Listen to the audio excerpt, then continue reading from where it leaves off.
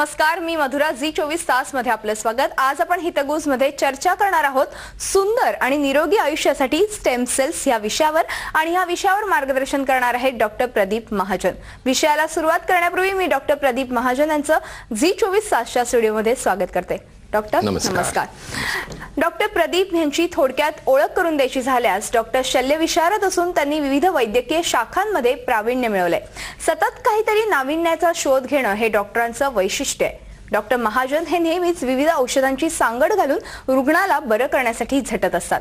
Nature hells through nature हे प्रमाण मानून डॉक्टर महाजन यांनी 21व्या शतकातील औषधं आणि तंत्रज्ञान यांची सांगड घातली आहे. त्यातून आजची प्रगत उपचार पद्धती देखील त्यांनी अवलंबली आहे. रिजनरेटिव्ह मेडिसिन म्हणजे स्टेम सेल थेरपी विकसित करण्यासाठी ते अथक प्रयत्न करतायत.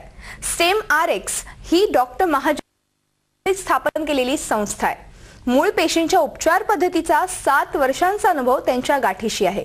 डॉक्टरांच्या या प्रदीर्घ अनुभवाबद्दल मला त्यांना अनेक प्रश्न विचारायचे आहेत. मात्र तुम्हालाही काही शंका किंवा प्रश्न असतील तर तुम्ही आमच्या टोल फ्री क्रमांक 1800-221010 ह्या क्रमांकावर संपर्क साधून त्यांना थेट विचारू शकता. तेव्हा लगेचच चर्चेला सुरुवात करूया. डॉक्टर, पुन्हा एकदा स्वागत आहे. आजचा आपला विषय आहे सुंदर आणि निरोगी आयुष्यासाठी स्टेम सेल थेरपी ही जी आता अवलंबली जाते त्याबद्दलचा. मात्र माझा पहिला प्रश्न तुम्हाला असेल की अस्थिरोग जे असतात त्याच्यासाठी स्टेम सेल थेरपीचा वापर होऊ शकतो का? स्टेम सेल्स हा आजचा फारच बोलला जाणारा विषय आहे. पुढच्या सदीसाठी 21व्या सदीसाठी स्टेम सेल हे मेडिकल सायन्सचं सगळ्यात मोठं मिरॅकल होणार आहे. मागच्या माझ्या मुलाखतीमध्ये मी स्टेम सेल बद्दल बेसिक माहिती दिली होती. मूळतः आपलं आजचं पुढे चालू करण्याच्या आधी मी स्टेम सेल बद्दल थोडंसं बॅकग्राऊंड लोकांना देऊ इच्छितो. स्टेम सेल ही आपल्या शरीरातली मूळ पेशी, त्याला आपण ब्रिक्स म्हणू, शरीरातल्या मास्टर ब्रिक्स. त्याचे 3 गुण असतात महत्वाचे. एक, ते स्वतः डिवाइड होत असतात. दुसरं डिफरन्शिएट होत असतात. आणि तिसरं ट्रान्स डिफरन्शिएट होत असतात. ही 3 गुण त्याची मुळात असल्यामुळे शरीराला जिथं जिथं डिजनरेशन आहे तिथं त्यांचं रिजनरेशन करण्याचं कार्य असतं.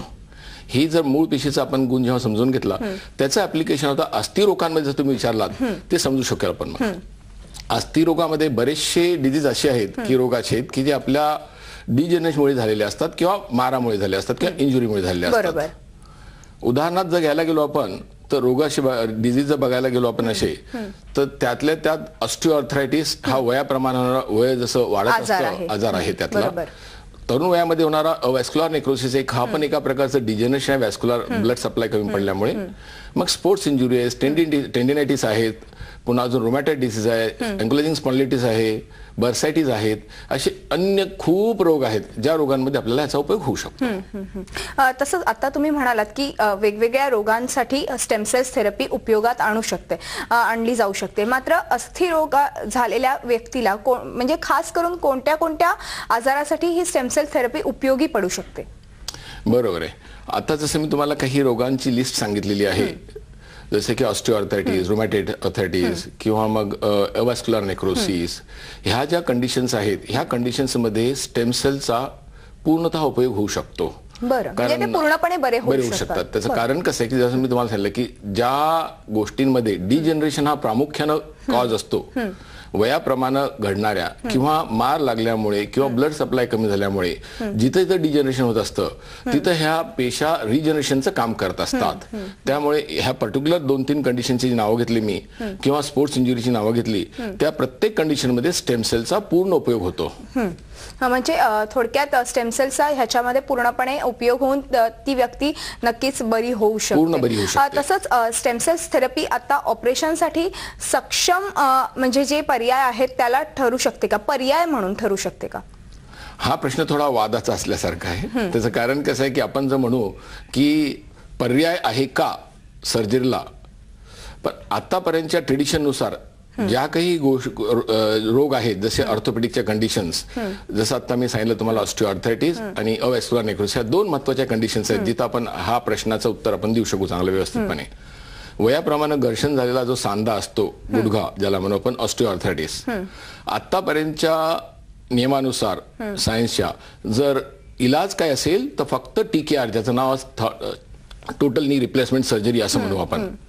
आणि दुसरा जो व्हॅस्क्युलर नेक्रोसिस फ्युमर हेड आहे जो तरुण वयामध्ये होतो पण तो पण डिजनरेशनचाच आहे.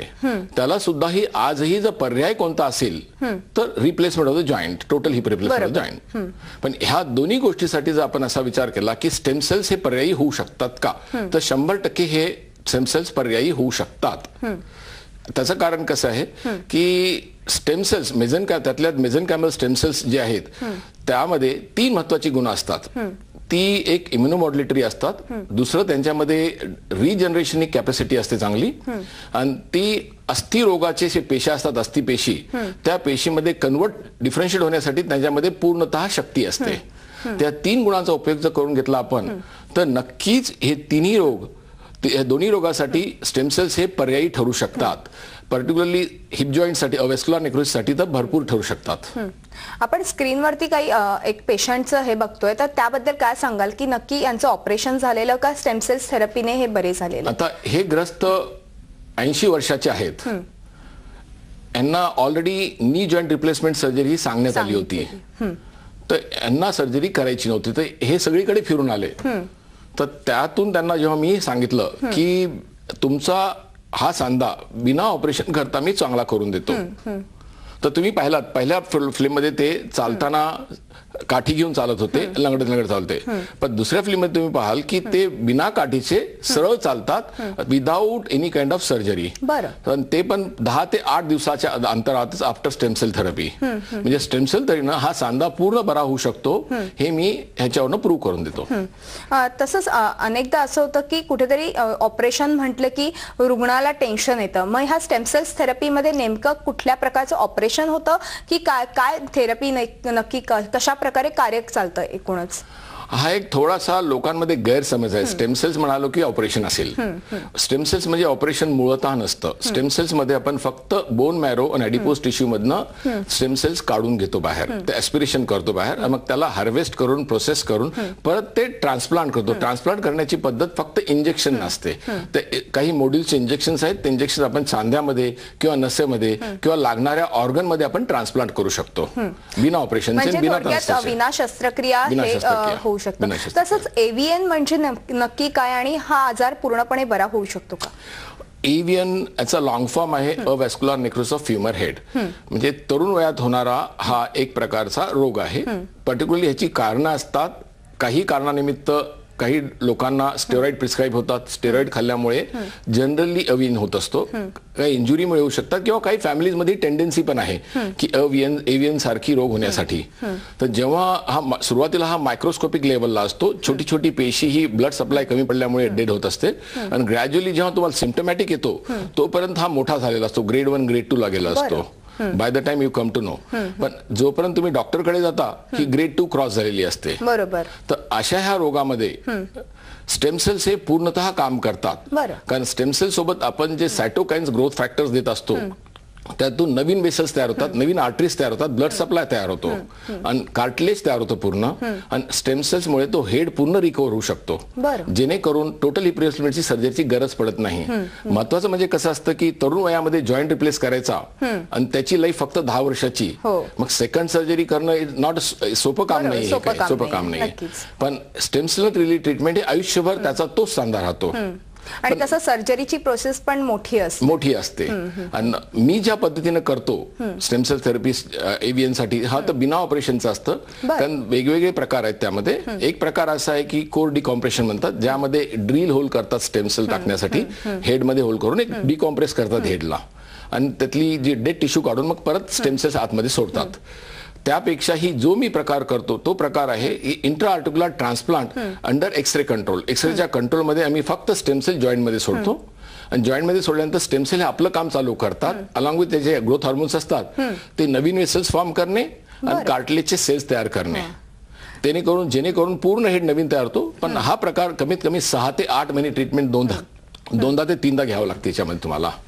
तर बिना सर्जरीची ही ट्रीटमेंट पूर्ण होऊ शकते. तसंच अजून एक असा प्रश्न विचारायचा वाटतो की संधिवात एखाद्या व्यक्तीला झाला तर तो स्टेम सेल्स थेरपी नंतर पूर्णपणे बरा होऊ शकतो का, आणि असं काही तुमच्याकडे उदाहरण आहे का एखाद्या व्यक्तीचं? संधिवात म्हणलं तर ऑस्टिओआर्थरायटिस. आताच तुम्हाला मी त्या ग्रस्तांचं एक चित्र दाखवलेलं आहे चालताना, त्यांना संधिवातच झाला होता. तर अशा वातासाठी, संधिवातासाठी किंवा रुमॅटॉइड आर्थराइटिसच्या वातासाठी स्टेमसेल ट्रीटमेंट हा पूर्णतः 100% इलाज आहे. ह्या इलाजामध्ये आपण स्टेमसेल्स हे सांध्यामध्ये देत असतो आणि जेव्हा सांध्यामध्ये देतो तर त्याचं पेन आणि कार्टिलेज पूर्ण रिजेनरेट होतं आणि ते पूर्णतः बिना ऑपरेशनचे नॉर्मल होऊ शकतात. बरं बरं. तसंच तुमचं एक टेस्टिमोनियल आहे, तुम्ही ज्या रुग्णावरती उपचार केलेत शिंदे यांचं, आपण ते टेस्टिमोनियल बघूया की नक्की कशा पद्धतीने उपचार केले आणि तुम्ही त्यांच्याबद्दल सांगा की कशा पद्धतीने उपचार केले आहेत. आपण पाहू शकतो. ओके. तुम्ही गेली अनेक वर्ष ह्या फील्डमध्ये आहात खरं तर, आणि खूप चांगल्या पद्धतीने तुमच्याकडे पेशंट येतात आणि ते बरे होऊन जातात. त्यातलेच एक शिंदे एक असे ग्रस्त आमचे पेशंट आहेत. यांना मी पर्टिक्युलरली अँटी एजिंग ट्रीटमेंट दिली होती. अँटी एजिंग मध्ये सांध्याचं दुखणं, स्नायूचं दुखणं, केसांची ट्रीटमेंट, पुन्हा चेहऱ्याची ट्रीटमेंट जिथं सुरकुत्या पडल्या होत्या, केस येणे, किंवा मग लिंग वाताचा लिंग शिथिल पडलेली त्याची ट्रीटमेंट, सांध्यामधलं दुखणं, आणि त्यांना एक पर्टिक्युलर सोरियासिस असा एक प्रकार होता अजून, तो सोरियासिस त्यांनी दाखवला. तो सोरियासिस सुद्धा पूर्ण डिसअपियर झाला त्यांचा. तर यांना 7 दिवसाची पूर्ण प्रोटोकॉल दिला होता. तर आज ते वयाचे 60 वर्षाचा असताना सुद्धा 45 वर्षाच्या माणसासारखे जगतात. चेहऱ्यावर ग्लो आहे, हेअर्स आलेले आहेत त्यांना, चेहऱ्यावरच्या सगळ्या सुरकुत्या गेल्या आहेत, सोरियासिस पूर्ण गेला आहे, जॉईंट मधलं पेन गेलेलं आहे, पाठीचं दुखणं गेलेलं आहे. हे सगळे प्रकार त्यांची पूर्ण ट्रीटमेंट झालेली आहे. म्हणजे थोडक्यात स्टेमसेल्समुळे एक चांगला फायदा त्यांना झालेला आहे. नक्कीच डॉक्टर, स्टेमसेल्स बद्दल मला अजून बरंच काही जाणून घ्यायचंय, खास करून अँटी एजिंग बद्दल. मात्र हितगुज मध्ये वेळ झाली एका छोट्याशा ब्रेकची. तुम्ही पाहत राहा झी 24 तास, एक पाऊल पुढे.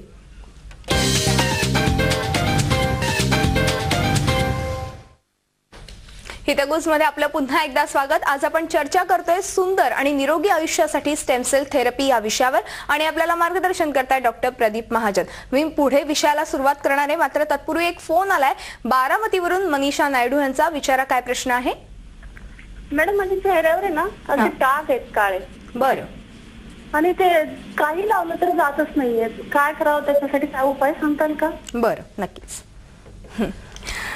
ऍक्च्युली खरं तर ही डर्मेटोलॉजिस्टची प्रोसिजर आहे. मात्र तुम्ही काय सांगाल की स्टेमसेलचा ह्यामध्ये बराचसा उपयोग होतो, डाग पूर्ण जाऊ शकतो. यांना सब डर्मल आपण स्टेमसेल्स दिले, मेसेनकायमल स्टेमसेल्स सायटोकाईन सोबत, तर हा डाग फिका होऊ शकतो आणि डाग पूर्ण जाऊ शकतो आणि त्वचेला पूर्ण ग्लो येऊ शकतो ह्याच्या. तसंच आता ह्याच अनुषंगाने मला असा तुम्हाला प्रश्न विचारायचा आहे की एक साधारण एज उलटलं, 30-35 उलटली की प्रत्येक स्त्रीला आपलं एज वाढलंय, सुरकुत्या येतात. मग अशा वेळेस आपण पुन्हा एकदा तरुण दिसावं असं प्रत्येकाला वाटत असतं, म्हणजे अगदी पुरुष असो किंवा स्त्री असो, प्रत्येकाला वाटत असतं. तर ह्यासाठी स्टेमसेल्स कसं फायदेशीर ठरू शकतं?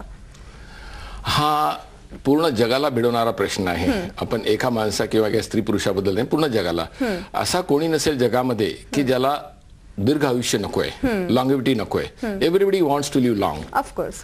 तसं पाहायला गेलं तर आपणच आपल्या आयुष्याचे घडण करू शकतो. मी नेहमी माझ्या रुग्णांना सांगतो की you carry your repairing kits in your own body. ह्याचा अर्थ की ह्या सगळ्या आयुष्याला घडून आणण्यासाठी किंवा आयुष्य मेंटेन करण्यासाठी, निरोगी ठेवण्यासाठी तुमच्या शरीरातच देवानं स्टेमसेल्स दिलेली आहेत. जी काही लागतात याला रिपेअर करणारी किट्स सगळी आपल्या शरीरात आहेत. स्टेमसेल्स ही वयाला कमी करण्यासाठी, ज्याला एक सायकल आपण आयुष्य घड्याळ कमी करण्याचं असतं, आयुष्य हे वाढणार, त्याचं घड्याळ जर उलट फिरवायचं असेल तर स्टेमसेलचं काम आहे. बरं. ते स्टेमसेल्स पूर्ण करू शकतात. वयाच्या 80 वर्षाला सुद्धा तुम्हाला वयाच्या 60 वर्षासारखं ठेवू शकतात. पहिले हे सांगण्याच्या आधी मला तुम्हाला सांगायचं की एजिंग काय आहे किंवा अँटी एजिंग काय आहे हे समजणं जरुरी आहे आपल्याला. बरोबर. हे अँटी एजिंग बद्दल मी जाणून घेणार आहे, मात्र आपल्याला एक फोन आलाय, तो फोन घेऊया आणि मग नंतर पुढे जाऊया.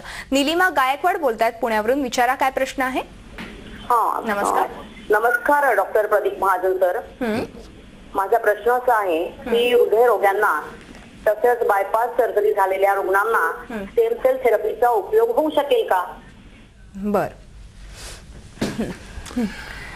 यांच्या प्रश्नाला उत्तर कसं आहे की बायपास झाला जरी असला किंवा एंजिओप्लास्टी जरी झालेली असली तर स्टेमसेल्स न कार्डियक फंक्शन इम्प्रूव्ह होत असतं.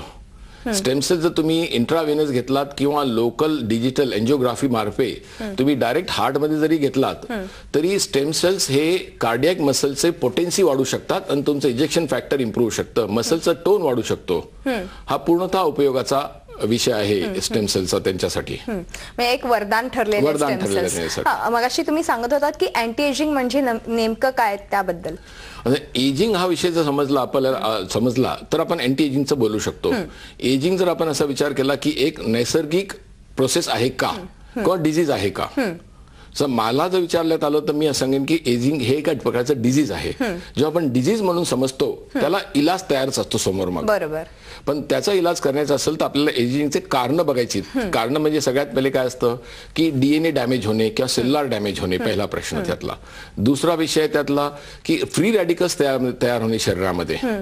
चौथा एजी म्हणून एका प्रकारचे एंड रॅडिकल्स असतात जे आपल्या रक्तपेशामध्ये नसामध्ये जाऊन बसतात आणि त्याला थिकनिंग करून वयाप्रमाणे होणाऱ्या डिझीजला रिफ्लेक्ट करतात. हार्ट डिसीज म्हणा, नर्व्ह डिसीज म्हणा. चौथा आहे आपल्या शरीरामध्ये 2 प्रकारचे जीन्स असतात. एक असतात एजिंग जीन, एक अँटी एजिंग जीन, ज्याला लॉंगिव्हिटी जीन म्हणतो आपण. अनेक असतो जीन फॉर एजिंग.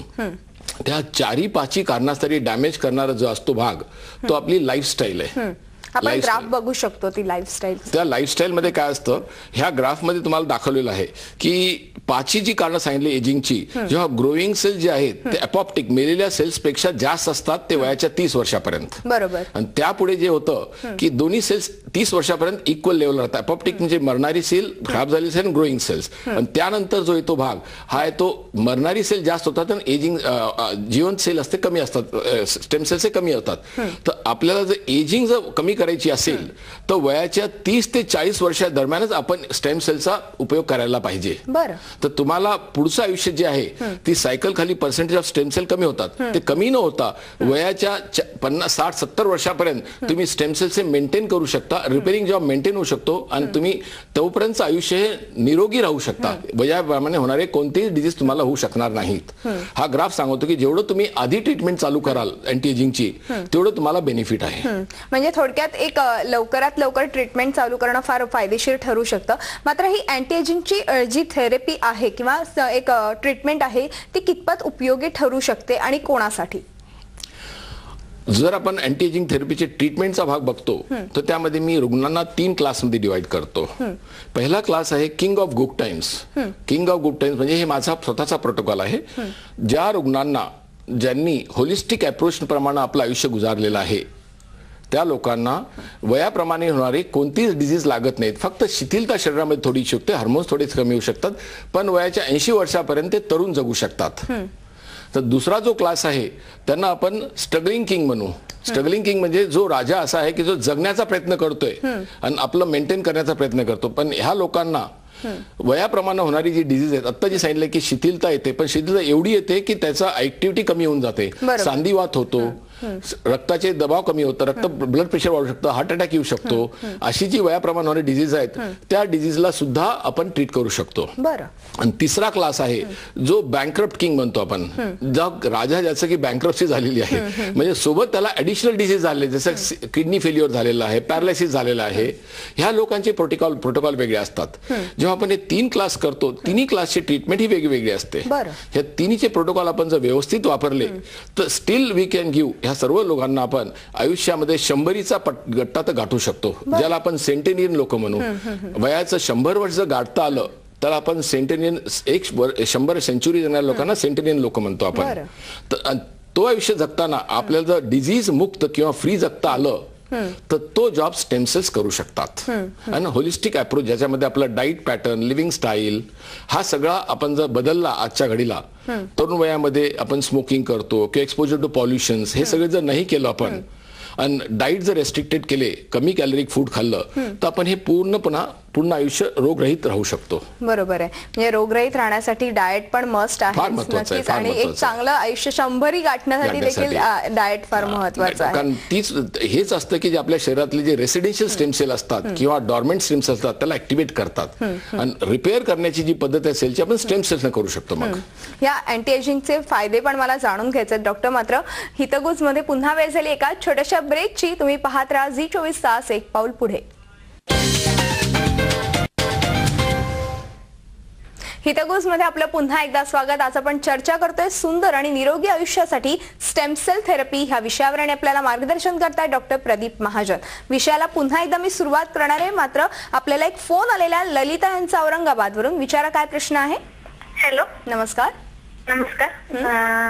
माझ्या वडिलांचं वय 52 आहे आणि त्यांचं डावा गुडघा चालताना खूप दुखतं. गुडघ्याच्या वाटेच्या खाली आणि सूज पण आलेली आहे. बरं. आणि त्यांची बायपास सर्जरी पण झालेली आहे. शुगरचा त्रास आहे. तर या सर्जरीचा काय उपयोग होऊ शकतो का आणि या सर्जरीला किती खर्च येईल एवढं विचारायचं मला. खरं तर ही सर्जरी नाहीये, मगाशी डॉक्टरांनी सांगितलंय. मात्र तरी सुद्धा त्यांना सांगाल की काय एक्झॅक्टली प्रोसिजर करावी लागेल? आता कसं आहे की सांधिवात जाताच आपण बोललो, सांधिवातामध्ये बिना सर्जरीचा हा उपयोग होऊ शकतो. स्टेम सेल्स पर्टिक्युलरली यांच्या वडिलांना स्टेम सेल्समुळे सांधिवात पूर्ण बरा होऊ शकतो. त्यातल्या त्यांच्या वडिलांचा मुख्य प्रॉब्लेम आहे की त्यांचं बायपास सर्जरी झालेली आहे, त्यामुळे मेजर शुगर पण आहे. तर जेणेकरून यांनी मिडल सर्जरी अवॉइड करायला पाहिजे, स्टेम सेल थेरपी अडॉप्ट करायला पाहिजे, जेणेकरून ते गुडघे परत नॉर्मल होतील आणि ते चालू शकतील. तसंच त्यांचा दुसरा असा प्रश्न होता की किती साधारणतः खर्च येऊ शकतो? हा, तसं तपासल्यानंतर किती सेल्स लागतील आपण त्याचं कॅल्क्युलेट करत असतो की यांना किती मिलियन सेल लागतात, 50 मिलियन 100 मिलियन, त्याच्यावर आपण ठरवतो. जनरली पर मिलियन हे 1500 रुपयाचा खर्च असतो पर मिलियन.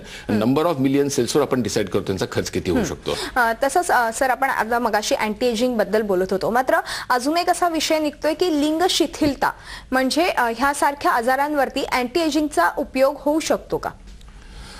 लिंग शिथिलता हा वयाप्रमाणे होणारा एक प्रकारचा रोगच आहे. बरं. 40ला जसं माणसाची हार्मोन्स कमी होतात, एजिंग निर्माण होतं. जेव्हा मी आता सांगितलं एजिंगमुळे रक्तपेशांमध्ये रक्तवाहिन्यांमध्ये थिकनेस येत असतो, नसमध्ये विकनेस असतो, स्नायूमध्ये विकनेस येत असतो, शिथिलता असते.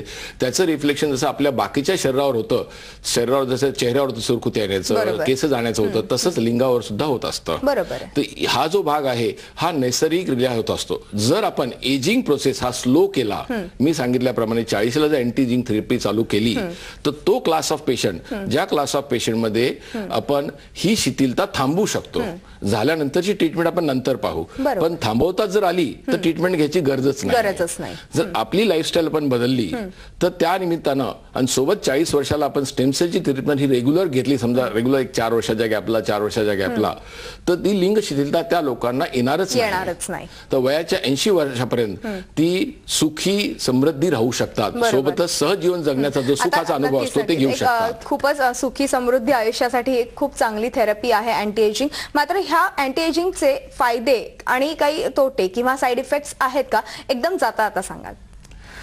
आता जर आपण विचार केला की मी सांगितलं तुम्हाला की अँटी एजिंगचे फायदे सांगितले, जसं अँटी एजिंग मध्ये तुमचं वय तुम्हाला वाढवता येतं, केस रूपात ठेवता येतात, थकवा काढू शकतो, शिथिलता जाऊ शकते तुमची, पुन्हा अजून तुमची एनर्जी लेवल राहू शकते, किंवा सांधिवात जाऊ शकतो, हार्टची बिमारी देऊ शकते. जर आपण लिस्टच काढायला गेलो तर ह्यामध्ये मला फक्त फायदेच दिसतात, फायदेच आहेत रादर, तर तोटा तर मला कुठे दिसत नाही ह्यामध्ये.